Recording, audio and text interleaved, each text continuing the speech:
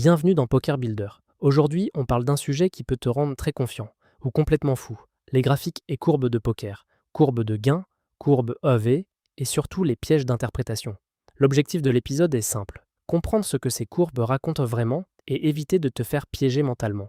Commençons par la base. Un graphique de poker, c'est une histoire, mais pas toujours la bonne histoire. Il y a ce que tu contrôles et ce que tu ne contrôles pas. Tu contrôles tes décisions. Tu ne contrôles pas les cartes qui tombent, ni le timing des setups, ni les tirages qui rentrent ou non. Et c'est justement ce mélange qui rend les courbes trompeuses. Première courbe, la courbe de gain, parfois appelée winnings. C'est ton résultat réel. Combien tu as gagné ou perdu. Important, cette courbe est la somme de deux choses. 1. La qualité de tes décisions sur le long terme. 2. La variance, c'est-à-dire la part de chance et de distribution des cartes. Donc quand tu regardes ta courbe de gain, tu ne vois pas uniquement ton niveau. Tu vois ton niveau plus une énorme couche de bruit. C'est un peu comme vouloir juger la qualité d'un cuisinier en goûtant seulement 2 bouchées. Un jour où tu avais le nez bouché. Deuxième courbe, la courbe EV, quand ton tracker la propose. Le EV veut dire valeur attendue.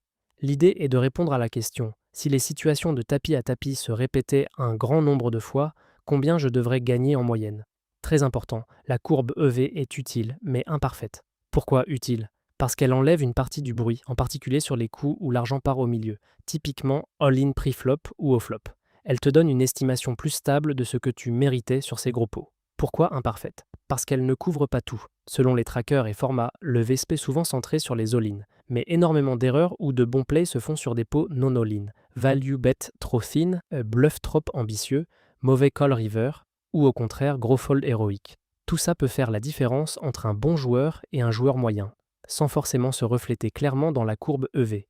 Donc, règle simple, la courbe EV n'est pas la vérité. C'est un indicateur, une loupe partielle sur certaines situations. Maintenant, parlons du grand piège débutant. Croire qu'une bonne décision doit immédiatement faire monter la courbe. En réalité, une bonne décision peut très bien faire baisser ton graphique pendant 10 000 mains. Et inversement, une mauvaise décision peut faire grimper ton résultat sur une période courte. Et c'est là qu'on arrive à l'exemple obligatoire avec deux scénarios. Scénario 1, bonne décision, perte. Imagine, tu es au bouton en cash game, tu open, la grosse blinde te 3-bet. Tu as une paire de dames, tu 4-bet, il shove, tu payes, il montre roi-dame suité, un combo plus faible que toi. Préflop, tu es largement devant, disons autour de 65%. Tu as pris une très bonne décision, tu as mis l'argent avec une main favorite. Et pourtant, le board vient avec un roi et tu perds ton tapis.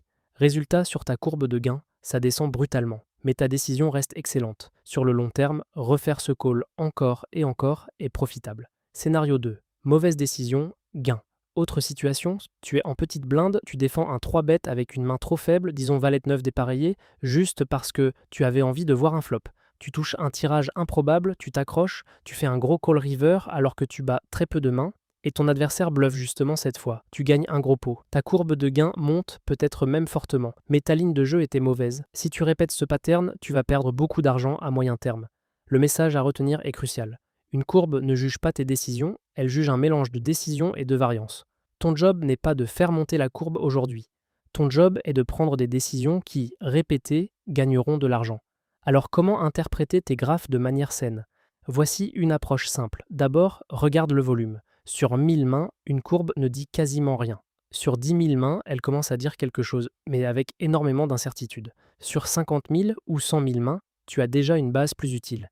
Et même là, la variance peut rester forte selon le format, le style de jeu et les limites. Ensuite, ne tombe pas dans l'obsession de la courbe EV non plus. Si tu runs au-dessus de l'EV, ce n'est pas forcément la preuve que tu joues mal. Et si tu runs en dessous, ce n'est pas forcément la preuve que tu joues bien. Ça peut être vrai, ou pas. L'EV te donne une direction, pas un verdict. Troisième point, attention au tilt graphique. C'est ce tilt très particulier où tu ne tiltes pas à cause d'un bad beat, mais à cause de ce que tu vois sur ton écran. Tu refreshes ton tracker, tu regardes sur la courbe, tu vois une descente et tu te dis « je dois me refaire » ou « je suis maudit » et tu changes ton jeu. Tu forces des bluffs, tu refuses de folder, tu joues plus longtemps fatigué.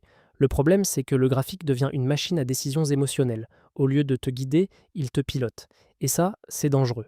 Pour éviter ça, un conseil très concret, sépare le temps de jeu et le temps d'analyse. Quand tu joues, tu ne regardes pas tes courbes, tu te concentres sur les décisions, tu prends des notes, tu tags des mains et tu analyses après. Et maintenant, je te propose un mini-exercice, très simple mais puissant. Au lieu de choisir un indicateur de résultat, comme gagner 3 caves cette semaine, choisis un indicateur de process. Par exemple, je review 10 minutes après chaque session. Je marque au moins 3 mains difficiles par session. Je travaille un spot précis comme défendre la grosse blinde, 2 fois 20 minutes dans la semaine. Choisis-en un seul, concret, faisable et répète-le. Parce que le process, tu le contrôles. Le résultat, non. Dernière étape. Comment utiliser les courbes de manière intelligente? Utilise-les comme un tableau de bord, pas comme une note. La courbe de gain te dit ce qui s'est réellement passé.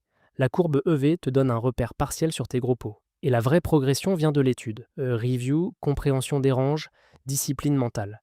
Si tu veux justement un endroit central pour progresser sans te disperser, tu peux aller sur pokerbuilder.com. Pokerbuilder, c'est une plateforme tout en un pour les joueurs de poker, pour structurer ton travail, suivre tes objectifs et construire une routine d'amélioration claire sans te perdre dans 10 outils différents. On résume l'épisode en une phrase: une courbe ne prouve pas que tu joues bien ou mal à court terme, elle reflète un mélange de décisions et de variances.